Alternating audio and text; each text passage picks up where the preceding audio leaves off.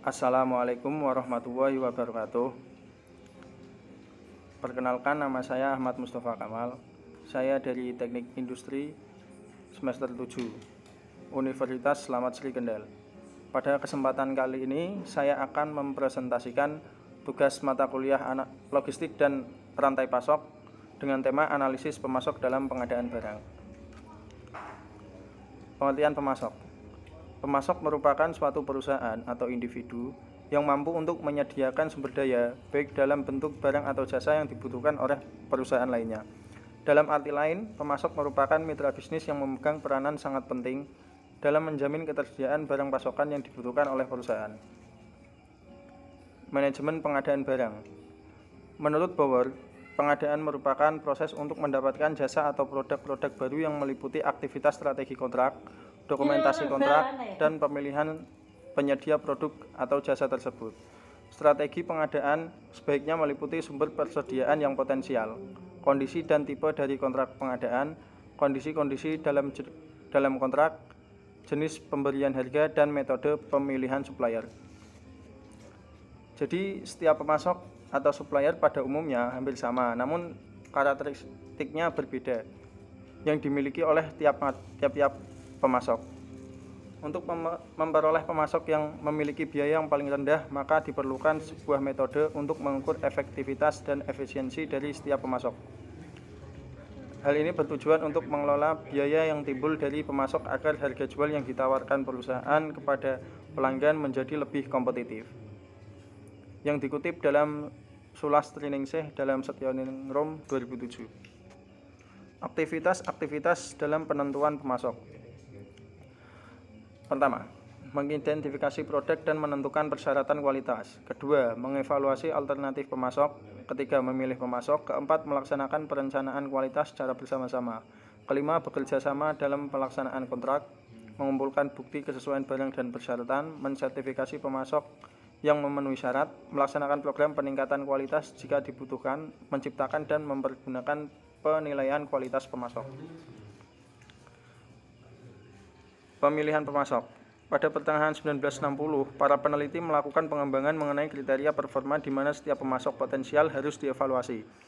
Yang dikutip dari Dixon tahun 1966 dalam Wibowo adalah orang yang pertama kali melakukan penelitian ekstensif untuk menentukan, mengidentifikasi, dan menganalisis kriteria apa saja yang digunakan pada pemilihan suatu perusahaan untuk dijadikan sebagai pemasok. Kriteria pemilihan pemasok. Yang pertama tentu harga penawaran, yaitu harga yang ditawarkan oleh pemasok dalam melakukan transaksi dengan perusahaan. Jadi dimanapun pasti semua perusahaan tergiur dari harga. Kedua, mutu pemasok, yaitu kualitas kondisi perusahaan pemasok. Jadi selain harga, mutu juga diperhitungkan untuk mendapatkan produk dengan kualitas yang baik untuk perusahaannya. Ketiga, keandalan dalam ketepatan, yaitu keandalan sebuah pemasok dalam ketepatan, baik ketepatan barang yang diproduksi maupun keandalannya dalam servis yang diberikan oleh perusahaan yang dimiliki distributornya. Keempat, kemampuan koordinasi informasi, yaitu kemampuan perusahaan pemasok dalam menangani komunikasi dengan perusahaan yang bekerja sama dalam pemberian informasi terkini sehingga baik pemasok atau distributor tidak dirugikan. Yang kelima, ketersediaan produk, yaitu kondisi di mana fleksibilitas ketersediaan tipe produk atau jumlah produk yang ada dalam antisipasi jika terjadi perubahan dari permintaan pelanggannya. Aspek pendukung dalam pemilihan pemasok. Yang pertama adalah jumlah pemasok utama. Pemasok didominasi oleh beberapa perusahaan dan lebih terkonsentrasi dibandingkan industri di mana para pemasok menjual produknya. Kedua, ketersediaan substitusi. Pemasok tidak menghadapi produk pengganti lain untuk dijual kepada industri. Tiga, kelompok pemasok terdiferensiasi atau pemasok telah menciptakan switching cost. Keempat, ancaman integrasi dari pemasok. Kelompok pemasok memperhatikan ancaman yang meyakinkan untuk melakukan forward integration. Kelima, biaya beralih pada pemasok. Biaya peralihan yang harus dikeluarkan cukup tinggi apabila berganti pemasok.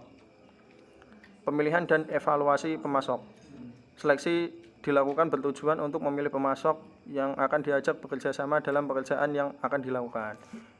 Ya, jadi dari sejumlah pemasok yang dimiliki daftar nanti diseleksi dulu menjadi lebih sedikit, di mana pemasok dengan kapasitas, harga, dan kualitas serta mutunya diperhatikan agar mendapat pemasok yang baik.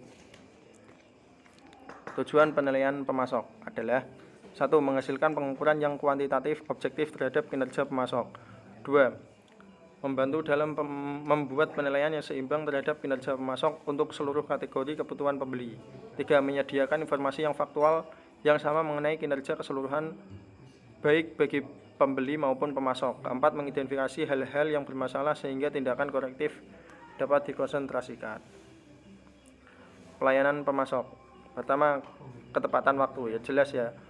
Pertama, yang jelas itu waktu pelayanannya, di mana sesuai kontrak waktu yang diberikan, tenggat waktu yang diberikan harus ditepati. Yang kedua, akurasi pelayanan, berkaitan dengan pelayanan yang dapat diandalkan dan bebas dari kesalahan-kesalahan. 3. Kesopanan dan keramahan dalam memberikan pelayanan. Keempat, tanggung jawab, berkaitan dengan penerimaan pesanan dan penanganan keluhan. 5. Kelengkapan, menyangkut lingkup pelayanan dan ketersediaan sarana pendukung. 6. Kemudahan mendapat pelayanan. Yang terakhir adalah pelayanan pribadi, berkaitan dengan fleksibilitas dan penanganan permintaan khusus. Metode pengurutan dan pemilihan pemasok.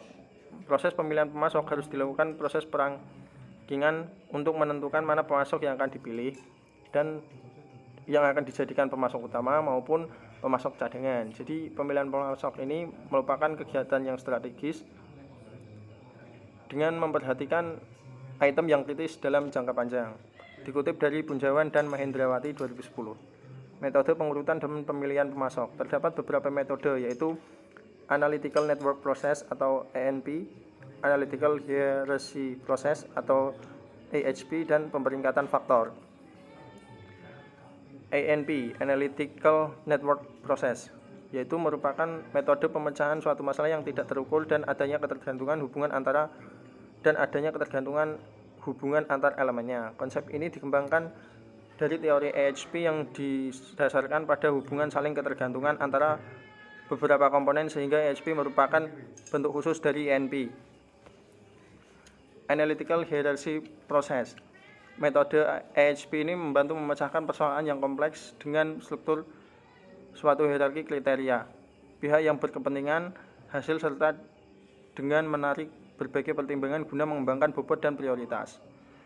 Metode AHP ini menggabungkan kekuatan dari perasaan dan logika yang bersangkutan dengan persoalan, mensintesis berbagai pertimbangan, dan hasil yang cocok sesuai perkiraan. Yang terakhir, pemeringkatan faktor atau factor rating method. Jadi metode pemeringkatan faktor ini sering digunakan meliputi berbagai faktor yang dapat diikutsertakan secara objektif, mulai dari pendidikan hingga keterampilan tenaga kerja. Metode ini merupakan teknik yang paling tepat, akurat untuk memilih dan meranking pemasok yang benar. Faktor yang dipertimbangkan dalam memilih pemasok. Jadi ada beberapa faktor yang dapat dipertimbangkan dalam pemilihan pemasok, yaitu pertama, penawaran dengan harga yang murah dibanding pesaingnya sesuai dengan ongkos biaya produksi dan pengadaan material. Yang kedua, penawaran pemasok terkait dengan kecepatan dan kemudahan untuk mendapat produk yang dibutuhkan. Ketiga, penawaran kualitas dari produk, contohnya pada pemasok fabrikasi, penggunaan bahan baku yang mutu baik dari pesaingnya. Jadi dalam pemilihan pemasok, umumnya yang paling sering perusahaan tentukan adalah dari segi harga. Namun itu juga tidak dapat dijadikan acuan dalam pemilihan pemasok. Terima kasih. Mungkin itu saja yang dapat saya sampaikan. Kurang lebihnya mohon maaf. Sekian dari saya. Wassalamualaikum warahmatullahi wabarakatuh.